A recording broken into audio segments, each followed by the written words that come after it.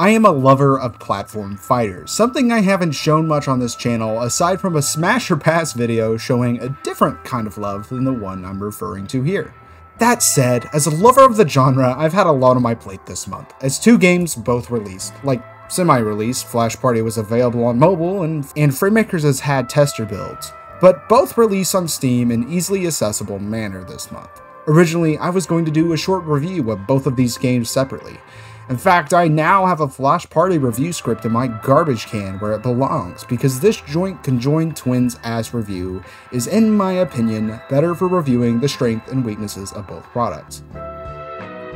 Flash Party has been locked in mobile games for baby jail for 2 years before releasing on Steam, and while it was in such a state, I had tried it before, and found it quite enjoyable, but I quit playing it after it asked for 75% of my phone space to play it. But when it came out on Steam, I decided to give the game another go. And 30 hours of playtime and $55 of microtransactions later, here are my thoughts. Flash Party is Dollar General junk food, for better and for worse. Anytime I've been asked if Flash Party is good or if they should play it, my response has always been, I don't know, maybe. The core of the game is really smooth, polished, and genuinely fun, but as soon as that match ends, you're thrown into a world of convoluted menus, dark patterns, and pay-to-win mechanics that incentivize players to cough up cash or keep playing with literally weaker fighters than their opponent. And unlocking new characters can take days of grinding, minus the freebies they'll give you towards the start. Unless you would rather cough up real-world money to get them no hassle. Some characters are specifically only able to be unlocked by spending money on the game. Now, Fraymakers is a gourmet appetizer, for better and for worse. A game that is an absolute beauty to see and hear, but you've experienced all it has to show within an hour. And what is a beautiful painting does have very brash sketch lines visible now and then. Now, to be fair, this game is in early access, so any thoughts I state needs to have a handy dandy sticker below it saying, this game is in early access and goes through everything it possibly can to warn you and suggest that it isn't actually a full game, so keep in mind that it isn't being deceitful in its packaging. There's only 4 characters, a handful of stages, and a decent amount of assists, which will be talked about shortly. But the largest gatekeep to actually preventing me from playing this game is its god-awful netcode. It is so abhorrently bad that people have finally found a game for Smash Ult Online to be better than, where they can finally say, well, at least it isn't as bad as Fraymakers' netcode, which is a devastating blow for us all. Flash Party's netcode, on the other hand, is spectacular, and I honestly can say it's one of the best netcodes I've ever experienced in a plat fighter. It's even up there with the likes of the GOATs like Rivals and Brawlhalla. It uses server-based delay, and it actually creates a very enjoyable and hardly ever laggy environment that allows me to consistently not have to worry about my memory leaking its pants every 12 seconds.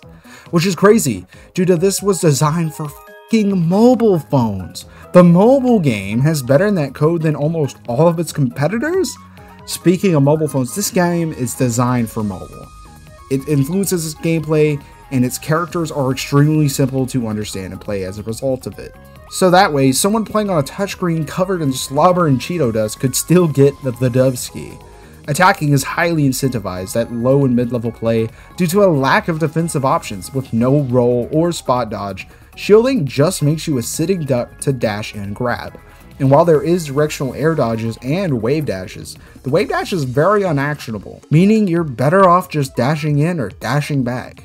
So with weak grabs and shields, the high level gameplay boils down to just attacking and dash backing and shielding, and it can all be very one note.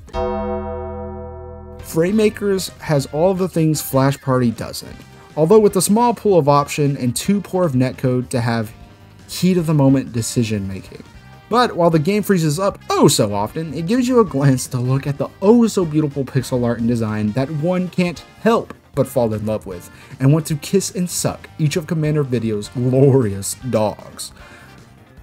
Okay, but seriously, this game looks and sounds gorgeous. These devs made SSF2, and their sprites over the years got really freaking good, and here they are next level.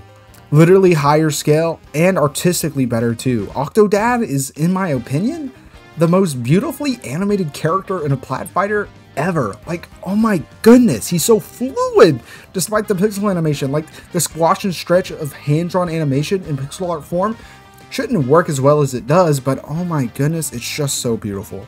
The art design may take the dev team a million years to make, but it's oh so worth it. Flash Party art design looks like it was made by an AI art generator. There are a few standout designs. Sophia is really cool with Macalon, I know I said that wrong, and Sandy as highlights, but the rest looks absolutely lifeless, or just pander bait to the lowest common denominator. And honestly, that philosophy applies to the rest of the game well. Very easy characters, controls, gameplay, and everything. So when you put these two next to each other, I feel like you get to see two opposite sides of the genre. One with focus on quality and one with focus on quantity. And which is obvious. But despite my clear complaints lobbied at Flash Party, I just can't stop myself. From preferring it over Fraymakers, and I hate myself for it. Am I a sheep? A so-called free thinker living up to grind a game that hates me? All while Fraymakers is right there with the devs having lovingly infused the game with charm, personality, and love? Sure, Flash Party has more on the plate, but it's figurative gray pace compared to the Fraymakers Krabby Patty. But I will admit, Flash Party is so satisfying to watch number go up. And beating players with a clear advantage over you is really fun and satisfying. Even if it's just a dark pattern to put you under sissy hypnosis to turn the frogs gay and your wallet set to stun. But I swear, you may ask yourself, you've been switching between these two like two flawed parents in a divorce. Which game is better? Well, riddle me this, viewers at home. Which game allows you to play as Super Mario? That you cling